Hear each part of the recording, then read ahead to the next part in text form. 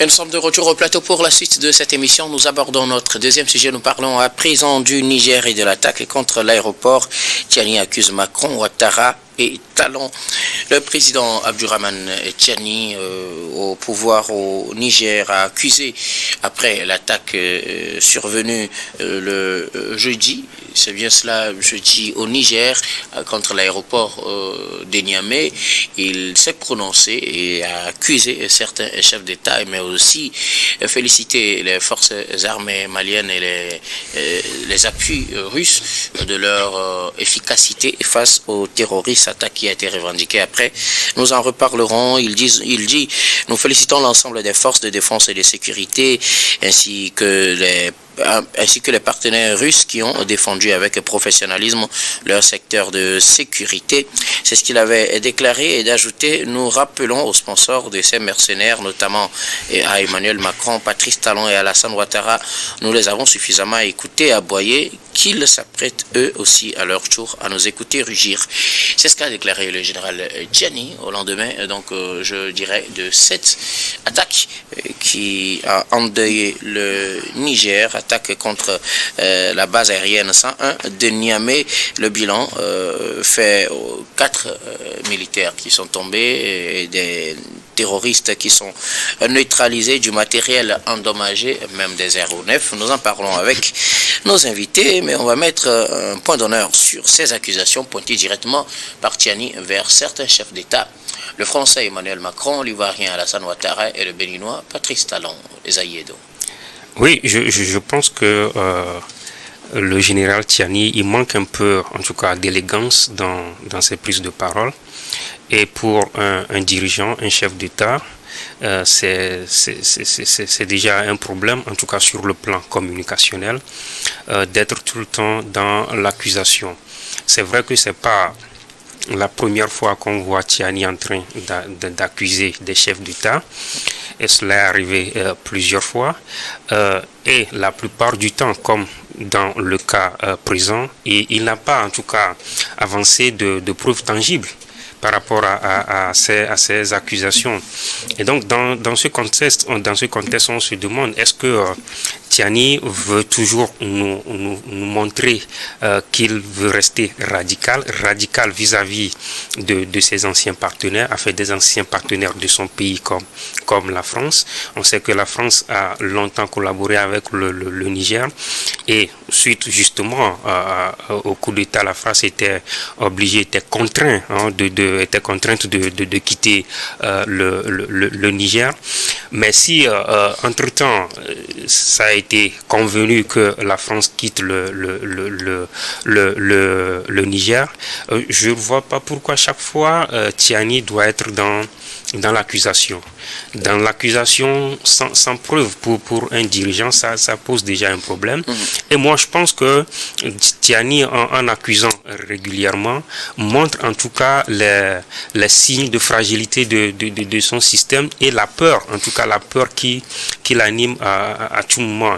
Est-ce que Tiani n'est pas en train de nous dire que, écoutez, je ne suis pas en sécurité, je sais que vous pouvez me faire tomber à tout moment, et donc chaque fois quand il y a un petit événement, il faut attirer en tout cas l'attention de la communauté internationale pour prendre plutôt la communauté internationale à témoin, comme quoi voilà, je vous l'avais dit, le fait que j'ai coupé la collaboration avec eux, ils ne sont pas contents, donc ils m'en veulent toujours. Donc Tiani est en train de montrer aujourd'hui en tout cas des signes de peur de son régime. Et sur le plan diplomatique, je pense que Tiani est en train de mettre en tout cas le Niger dans un isolement parce que il y a des pays qui collaborent avec le Niger et qui en réalité n'ont aucun problème, que ce soit avec la France, la Côte d'Ivoire ou le Bénin. Mais si Tiani accuse régulièrement ces pays, ça peut fragiliser les relations des autres pays avec le Niger, bien évidemment. Si je prends le cas de notre pays, le Togo, qui a une très bonne relation avec le Niger et a également de bonnes relations avec la France, ça peut toutefois fragiliser cette cette relation entre les deux pays. Et donc, je pense que sur le plan communicationnel, Tiani, en tout cas, il y a un travail à faire, puisque un chef d'État ne s'élève pas pour accuser comme ça. Il y a eu ce cas plusieurs fois avec le Bénin, et d'ailleurs ça continue, et voilà, le président béninois est encore cité dans ce cas d'espèce, et donc ça montre à quel point Tiani est en train de montrer des signes de radicalité et veut isoler en tout cas ces pays par rapport à ce qui concerne les collaborations. Alors, avec bon, je vous ai écouté à plusieurs reprises revenir surtout sur le manque de preuves de la part du général Tiani. Oui. Mais si vous suivez le bilan tel que présenté avec les assaillants tués et ceux qui sont blessés, qui sont arrêtés, et il y avait certaines nationalités, surtout un Français qui est présenté. Est-ce que cela ne sert pas déjà pour le Niger? On connaît déjà la relation entre le Niger et les pays que le général Tiani accuse, et aussi le fait que le groupe État islamique ait revendiqué cette attaque. Est-ce que ces éléments ne constituent pas des éléments de preuve pour ce que dit le général Tiani? Pour moi, c'est insuffisant. C'est vrai qu'il y a des tensions entre la France et le Niger, puisque la France a assez d'intérêts au Niger, et depuis qu'il y a cette rupture de collaboration, ses intérêts sont en jeu et sont menacés, bien évidemment. Et c'est normal, c'est tout à fait normal que les autorités françaises ne soient pas contentes de la situation.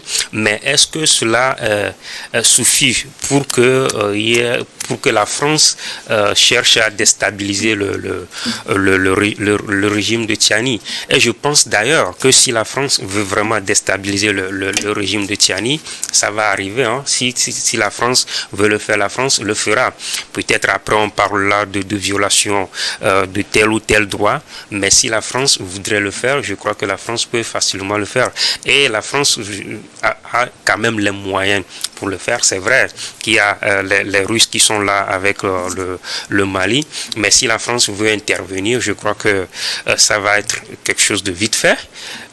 Par exemple, ce que Trump a fait au Venezuela, si la France veut faire pareil, je crois que ça va passer vite fait. Donc, je crois qu'il faut cesser les accusations.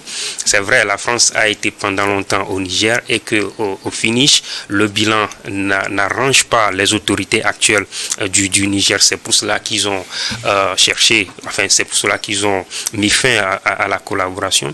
Mais cela ne veut pas dire qu'ils sont devenus des ennemis à vie, que ces pays sont devenus des ennemis à vie. Je pense qu'il serait quand même intéressant pour les autorités maliennes de chercher à collaborer autrement avec le Mali. On l'a vu la fois dernière avec les États-Unis d'Amérique qui continuent la collaboration avec l'AES sous d'autres formes. Pourquoi ne pas aller sur ce terrain au lieu d'être permanemment dans une tension avec ce pays qui a longtemps travaillé avec le Niger, et on sait que la France a suffisamment d'informations d'ailleurs sur le Niger. C'est pour cela que je dis que si la France veut aujourd'hui déstabiliser le régime de Tiani, ça va être quelque chose de vite fait. Et donc il va falloir que Tiani, en tant que chef d'État, dirigeant d'un pays, sache prendre quand même sache quoi dire quand il prend la parole. C'est très important pour un dirigeant qu'il. Merci beaucoup. À vous, Esaïe Edo, alors, Bouraima Tchaboré, quelle est votre réaction? Le général Tiani n'est pas allé par le dos de la cuillère. Il accuse trois chefs d'État, Emmanuel Macron, Alassane Ouattara et Patrice Talon, d'être les commanditaires ou les sponsors de ces assaillants qui ont attaqué l'aéroport. Je rappelle l'attaque qui a été revendiquée plus tard par le groupe État islamique. Moi, j'ai un problème par rapport aux différentes sorties du général Tiani, j'ai un problème au niveau communicationnel par rapport à ces différentes sorties. Parce qu'au-delà de tout, c'est un chef de l'État qui dirigeait un pays. Et bon, je pense que ça ne devait pas être aussi facile comme ça. C'est-à-dire qu'il aurait pu être un peu élégant en déléguant, ne serait-ce qu'un de ses ministres, de jouer ce rôle. Ça donnerait un peu plus de crédibilité dans ces nouvelles, dans ces informations que nous avons. Moi, je pense que c'est vrai. Je ne peux pas dire que c'est vrai ce qu'il dit ou c'est faux. Parce que dans ces genres de situations, il faut des preuves palpables, des preuves concrètes pouvoir citer, c'est vrai. Vous venez de le dire, et il y a eu un Français qui a été... Et la communication a beaucoup insisté dessus. Voilà, c'est la communication a insisté j'ai... là-dessus. Maintenant, je me pose la question. Les autres pays qui ont été accusés, et la Côte d'Ivoire et le Bénin, est-ce qu'on a trouvé également des ressortissants de ces pays? La question reste posée. Mais toujours est-il que depuis fort longtemps, nous connaissons la tension qui a toujours existé, que ce soit entre le Niger et la Côte d'Ivoire, ou bien entre le Niger et le Bénin. Mais je crois qu'il faut quand même sortir, on venait de le dire tout à l'heure, de l'émotion. Lorsque ce genre de situation arrive, qu'on puisse avoir le sang-froid, prendre le temps d'analyser sérieusement, parce que c'est des pays. Et dans ces genres de situations, c'est pas facile. Je comprends que c'est un militaire. Donc, quand il dit, il muscle. Mais je pense qu'à ce niveau, il est chef de l'État et les présidents qui l'accusent sont également des présidents des pays. Et ce n'est pas comme ça. Je l'ai dit tantôt, je pense qu'il faut déléguer ce rôle-là. Il n'est pas seul, hein. Alors justement, quand vous dites qu'il faut déléguer ce rôle, je veux comprendre une chose. Est-ce la communication, les mots choisis, le canal utilisé que vous critiquez, ou bien vous pensez qu'on ne devrait pas accuser un pays? Non, on peut accuser un pays. C'est la communication, la stratégie de communication que j'ai. Là, il faudrait qu'on mette la différence. Justement. Vous ne dites pas que Tchani... Non, je ne dis pas qu'il ment. Ok. Mais vous pensez que ça ne devrait pas être lui-même qui le dit, ça, lui-même qui le pas dit, comme ça. Pas comme ça. Moi, j'ai vu, vous vous rappelez, avec le Mali, j'ai vu le ministre des Affaires étrangères jouer un rôle pas possible, très intéressant en matière de communication. Lorsque, en face de ces situations, le ministre des Affaires étrangères, il prend la parole, il dit, autant de Choguel Maïga.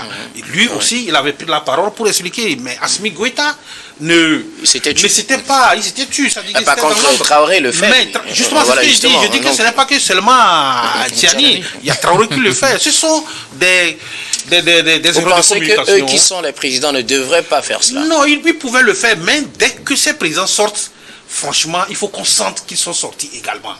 Ça dit qu'il y a certaines choses. Par exemple, ce qui est arrivé au Niger l'autre fois dont nous sommes en train de parler, moi je pense que le ministre des Affaires étrangères pouvait jouer ce rôle. Ne serait-ce que convoquer une conférence de presse, les médias, et leur dire, exposer un certain nombre de faits. On va lui poser des questions, il va répondre. Ça c'est comme ça. Et quand Tchani va vouloir sortir, d'un jour ou l'autre, on sent que c'est Tchani qui est sorti. Il est dans la posture d'un chef de l'État. Mais quand c'est comme ça, je crois que moi j'ai un problème par rapport à cette manière de communiquer. Mais dans les faits, il va falloir également que quand c'est comme ça, on nous montre des preuves de façon palpable. Moi, c'est ça. Les preuves sont faites, mais... on l'a dit, les images présentées, le français type présenté n'est pas une preuve. Donc non, il faut aller au-delà de cela. C'est une preuve. Mais qui vous dit que ce Français n'a pas été recruté par le groupe qui a revendiqué, l'attaque? C'est possible. C'est possible. Donc, quand ces genres de situations arrivent, en tout cas, je le dis, en tant que chef de l'État, il pouvait prendre un peu de recul, faire des enquêtes de façon minutieuse, et effectivement, voilà aujourd'hui que il y a un groupe qui sort et qui réclame. Le groupe peut dire que c'est lui qui a recruté, effectivement, et celui qui est allé faire attaque, ou bien celui qu'on a retrouvé. Mais toujours est-il, ces attaques sont des faits, puisqu'on a vu, on a entendu, il y a des images qui parlent d'elles-mêmes. Ça, le Niger a été attaqué, l'aéroport a été attaqué. Maintenant, qui sont ceux qui ont attaqué? C'est là-bas le problème se pose. Maintenant, franchement, je l'ai dit, revenons au problème communicationnel. Je pense qu'il y a un problème qui se pose là-bas. J'estime qu'ils vont quand même le corriger. Mais dans les faits, il faut quand même aller encore un peu plus loin, attendre, faire une enquête de façon minutieuse avant de sortir d'accuser. Il a dit quelque chose, moi, qui m'a un peu choqué. Le fait de dire, d'indexer certains pays pour faire comprendre qu'ils n'ont qu'à se préparer. Oui, on reviendra justement sur cet aspect tout à l'heure. C'est quand même choquant qu'on puisse aller dans ce sens. Même si vous avez voulu le faire, vous voudriez le faire, vous avez l'intention de le faire. Bon, est-ce que c'est la peine de le dire? Ok. Merci beaucoup à vous, Tchabourima. Vraiment, Tchabouré, excusez-moi. Alors, Gabin Adjaro, le général Tchani s'est prononcé après cette attaque. Il a accusé directement Emmanuel Macron, Alassane Ouattara et Patrice Talon. Oui, c'est ce à quoi on assistait le jeudi après l'attaque de l'aéroport de Niamey. Et sincèrement, moi j'ai été choqué d'entendre un chef d'État parler de la sorte. Et je me suis posé beaucoup de questions parce que déjà au prime abord, c'est après quelques heures seulement après l'attaque, qu'il a fait cette déclaration-là. Je me suis posé la question de savoir comment a-t-il fait pour savoir que ces 3 pays sont liés à l'attaque de l'aéroport de Niamey. C'est la première question, parce que pour ce genre de choses, il faut assez de temps pour mener les enquêtes nécessaires et avant d'avoir des éléments matériels servant de preuve pour réellement dire que bon voilà, telle personne ou bien tel pays est lié à l'attaque de l'aéroport de Niamey. C'est une situation déplorable parce que pratiquement tous nos pays vivent cette situation du terrorisme-là. Et aujourd'hui, on ne peut pas se lever juste et accuser un autre pays qui lui aussi subit des attaques terroristes.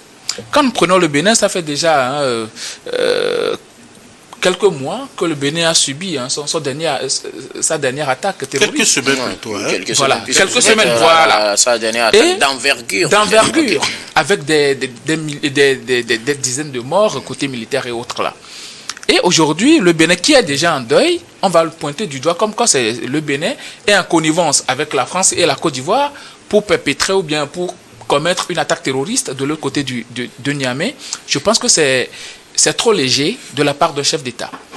Parce que cette déclaration-là, c'est de nature à mettre en péril les relations de bon voisinage et ça crée aussi un climat de méfiance entre les populations. Ce que je veux comprendre, on sait que le courant ne passe pas entre le Niger et ces 3 pays. Le courant ne passe pas entre le Niger et la France. Le courant ne passe pas entre le Niger et la Côte d'Ivoire. Le courant ne passe pas clairement entre le Niger et le Bénin. Oui. Pour la Côte d'Ivoire et le Bénin, c'est dû au coup d'État de Tiani qui n'a pas été accepté par ces 2 dirigeants.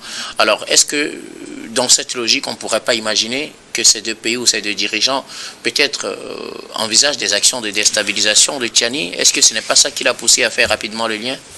Bon, écoutez, ça fait déjà quelques semaines que Patrice Talon a eu à subir un coup d'État qui a été déjoué.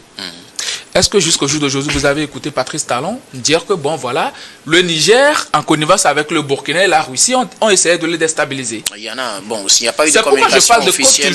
Oui, il n'y a pas eu d'application officielle. C'est pourquoi je dis toujours qu'en matière de communication... Cette prétention ou bien cette intention s'est répandue quand même. C'est réel, peut-être les activistes et autres là peuvent le dire, mais aucune communication officielle du Bénin n'a jamais accusé, que ce soit le Niger, que ce soit le Burkina, d'intenter une quelconque action pour déstabiliser le Bénin. C'est pourquoi en matière de communication politique, surtout quand on est un chef d'État, il faut savoir parler. Et Tiani, jusque-là, il n'a pas encore ce langage. Même Ibrahim Traoré n'a pas encore ce langage-là. Lui, il avait déjà accusé le Bénin et la Côte d'Ivoire, d'ailleurs, de vouloir déstabiliser son pays et tout, et qu'il avait les preuves, et qu'au moment venu, il allait apporter ces preuves-là. Nous sommes à plus d'1 an, il n'a pas encore apporté ces éléments de preuve. Nous sommes dans un espace sous-régional et nous avons toujours prôné la convivialité. Nous avons toujours prôné la libre circulation entre les services et les biens et surtout des bonnes relations entre les populations. Quand des chefs d'État s'accusent comme ça crée un climat de méfiance et les populations n'arrivent plus véritablement à faire confiance à l'autre camp. Parce que quoi qu'on dise, on n'a pas reçu les mêmes éducations, on n'a pas les mêmes nationalités. C'est par rapport aux relations de bon voisinage qu'on entretient que ces populations-là se font confiance et là, ils entretiennent des relations d'affaires. Mais cette déclaration d'Abdrahamane Tiani, moi, m'ont laissé tellement perplexe. Parce qu'il ne suffit pas juste d'accuser la Côte d'Ivoire et le Bénin. C'est vrai, il y a un Français qui a été neutralisé dans cette attaque-là, mais jusqu'au jour d'aujourd'hui, on ne sait pas ce que ce Français-là faisait à l'aéroport. Et on ne nous a pas dit il appartenait à quel groupe, on ne sait pas. On ne sait pas si quelqu'un qui se retrouvait au mauvais endroit, au mauvais moment, et qui a reçu une balle comme ça. On ne le sait pas. Et jusqu'au jour d'aujourd'hui, même s'il s'avère que ce Français-là était venu dans l'intention de commettre une attaque terroriste, mais rien ne prouve à suffisance que c'est la France qui l'a envoyé. Il peut venir en termes de mercenariat par rapport à ses compétences. Ce n'est pas parce que Yada Gali dirige AQMI que quand AQMI commet quelque chose dans un pays, on va dire que c'est l'Algérie. Vous voyez un peu. Il y a un Burkinabé qui dirige un groupe terroriste, là, Massita ou bien Bassita, quelque chose du genre. Ce groupe commet des attaques entre le Mali et le Niger. Mais est-ce que le Niger a déjà accusé le Mali, le Niger ou bien le Burkina Faso d'avoir intenter un mouvement de déstabilisation contre son pays. Ça veut dire qu'on ne peut pas relier directement la nationalité de l'assaillant à une mission officielle. Ce n'est pas parce qu'un Togolais allait agir de manière controversée quelque part qu'on va accuser le Togo d'avoir intenté une action controversée. Jamais.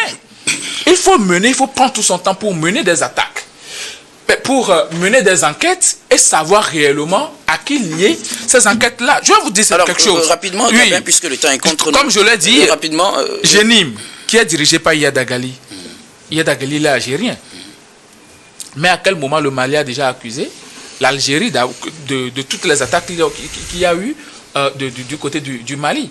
D'ailleurs, l'Algérie avait même plaidé ou bien avait assisté à ce qu'il y ait la paix au Mali et un accord avait été signé. Celui-là qui dirige, Jafar Diko, qui dirige Ansaroum, voilà, c'est de lui que je parlais. Il y a Katiba Massina, dirigé par un Malien, Amadou Koufa. Koufa qui a été cité dans l'attaque de Kafalo en Côte d'Ivoire. Ben, est-ce qu'au jour d'aujourd'hui, la Côte d'Ivoire a déjà accusé le Mali d'avoir peut-être pistonné un individu à venir déstabiliser son pays? Non. Ce sont des brebis galeuses qui causent ce genre d'attaque dans nos sous-régions. Et nous savons très bien que nos frontières sont assez poreuses. Donc aujourd'hui, cette déclaration de Tiani, moi, c'est tellement grave que je me dis que nous devons pousser beaucoup plus loin le débat et que Tiani aussi calme ses ardeurs et sache réellement ce qu'il faut dire à l'encontre d'autres États qui, eux aussi, ce n'est pas parce que... Alors, quand on aborde la deuxième partie rapidement, puisque le temps est contre nous, je reviendrai à vous, vous aurez le temps de réagir. D'accord. Alors, vous réagissez en même temps et vous avez votre deuxième tour de parole. Et Tiani dit qu'il les a longtemps écoutés aboyer et qu'ils vont aussi le voir rugir. Que faut-il y comprendre? Il va rugir comment? À les attaquant aussi? Je ne sais pas. C'est justement ce que je veux comprendre. Oui, parce que là, ça sent des menaces. Ce sont des menaces. On ne peut pas vouloir la paix et au même moment menacer les autres. D'autant plus qu'on n'a pas des éléments sûrs. Moi, je l'ai dit. Ce n'est pas parce que quelqu'un, encore que parmi, et DP vient de poser la question, est-ce que parmi ceux-là qui ont été neutralisés, est-ce qu'il y a des gens de nationalité ivoirienne ou bien béninoise? Je n'en suis pas sûr. D'ailleurs, il n'y a pas... Bon, on n'a pas encore tous les détails. Il n'y a ni un Ivoirien, ni un Béninois qui dirige des groupes terroristes. Par contre, il y a des Maliens, il y a des Nigériens, il y a des Burkinabés qui dirigent des groupes terroristes. Et il n'y a pas longtemps, des partis politiques, bon, jeunes d'ailleurs, qui étaient proches de Mohamed Bazoum, se sont mus en groupes terroristes. Il faut se poser des questions. Et la plupart du temps, ces attaques-là sont commises par des gens de nationalité nigérienne. Donc, la question aujourd'hui, ce n'est pas d'aller indexer des gens, mais Tiani doit se revoir. Sincèrement, il doit se revoir. Moi, c'est cette situation qui met véritablement en péril les relations de bon voisinage dans notre sous-région. On connaît le climat d'affaires qui régnait entre le Bénin et le Niger, entre le Niger et puis la Côte d'Ivoire. Mais aujourd'hui, tout ça là, c'est mis en péril. Merci beaucoup à vous, Gabin Adjao. Esaïe Edo, que faut-il comprendre par sa déclaration? Il les a écoutés aboyer, il va régir aussi. Non, mais c'est une menace claire et très grave d'ailleurs. Je sais qu'on dit souvent qui veut la paix prépare la guerre. Ce qui voudra dire, je l'ai dit tout à l'heure, que Tiani ne se sent pas en sécurité. Tiani est en train de dégager la peur d'un chef d'État qui n'est pas serein. Et donc pour lui, il faut être dans l'agressivité, il faut montrer les muscles pour faire peur, en tout cas à ceux qui il estime qu'ils peuvent le déstabiliser. Et donc c'est pour cela qu'il est en train de faire cette déclaration-là. Maintenant, avec cette déclaration, et si la France réagit? Parce que c'est une menace ouverte. Vous dites que voilà qu'ils se préparent à l'entendre aussi, ce qui voudra dire que Tiani est en train de préparer un coup. On peut l'interpréter ainsi. Maintenant, si ces trois pays l'interprètent ainsi et qu'ils s'organisent, ok, comme il nous menace, voilà, nous sommes prêts, il n'a qu'à nous attaquer. Ce qui voudra dire que Tiani aujourd'hui est en train de mettre le Mali, le Niger plutôt, son pays en difficulté. Et si jamais la France doit réagir à cette menace de Tiani, je l'ai dit dans mon premier développement, si la France veut déstabiliser le Mali, c'est vite fait. Donc, il faut que Tiani fasse extrêmement attention. C'est vrai qu'aujourd'hui, il a l'option ou encore le soutien de sa population, mais cela ne lui donne pas l'autorité de menacer ouvertement les autres pays et surtout la France.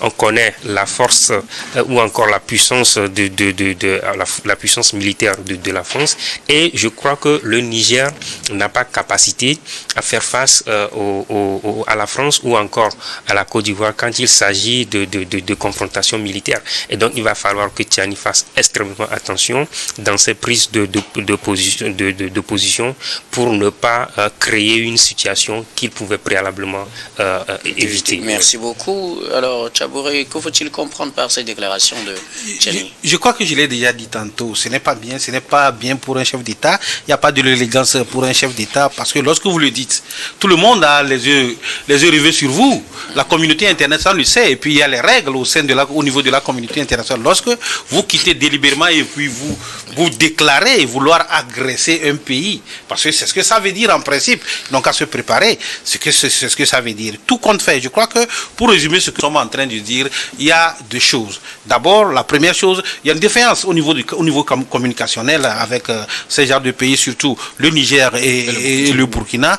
Maintenant, la deuxième chose, c'est sur l'élégance par rapport à un chef d'État. Moi, j'ai déjà donné un exemple ici, au niveau du Mali, ce n'est pas comme ça. Le ministre des Affaires étrangères est là, le Premier ministre est là, mais j'aurais aimé que ce soit ainsi. Lorsque Ibrahim Traoré sort, lorsque Tiani sort, qu'on sente que ce sont des chefs d'État qui sont sortis et que leurs paroles puissent avoir un effet, quand même, qu'ils puissent donner quelque chose pour que les autres chefs d'État puissent écouter. Mais quand on fait comme ça devient banal. Merci beaucoup à vous tous pour vos contributions. Nous allons marquer la pause pour le journal, puis on reviendra tout à l'heure pour la suite de cette émission.